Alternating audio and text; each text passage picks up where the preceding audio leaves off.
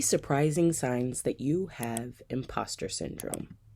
In this presentation, I'm going to tell you a few things about yourself, and maybe I shouldn't call my shot that hard, but given the subject matter, it's easy to be confident. The matter at hand is imposter syndrome, one of the most common psychological issues facing modern humans. And today, we're going to be looking at 3 symptoms of imposter syndrome that you might not know are symptoms of it. So strap in because we're about to go so psychological. Number 1, overachieving. This is an interesting one, but I have found that it was an important sign to start with if we're going to have a conversation about imposter syndrome. It's important. While most sufferers of imposter syndrome are overachievers, most of them do not feel that they're overachievers. In fact, many overachievers are overachievers out of a constant fear that they are or can become underachievers. And this is a pretty big disconnect. How can you be one way, but think of yourself as the opposite way? Well, that is the very essence of imposter syndrome.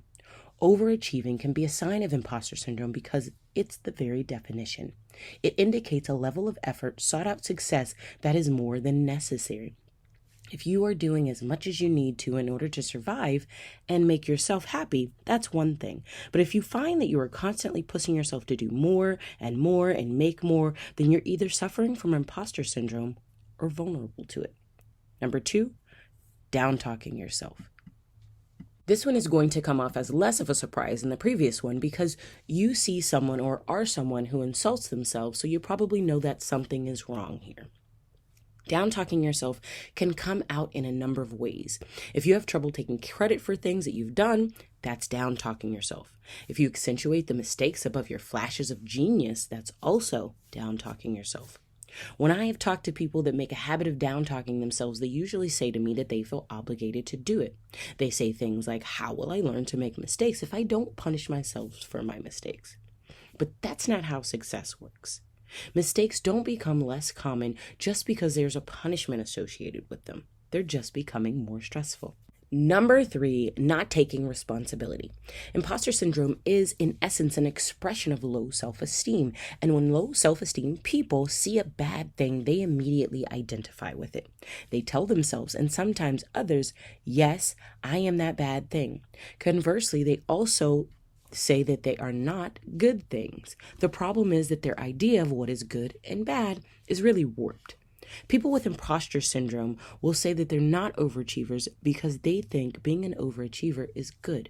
They will say they don't take responsibility because that's bad. And it is bad, but they do not in the way that the sufferer of imposter syndrome thinks. Failing to take responsibility means accurately assessing your own mistakes.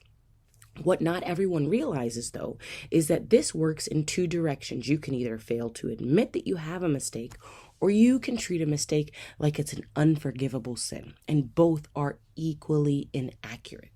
In essence, fighting your own imposter syndrome is about being kind to yourself. Be patient with your mistakes, be reasonable about your goals, and you will find it easier to appreciate what you have accomplished.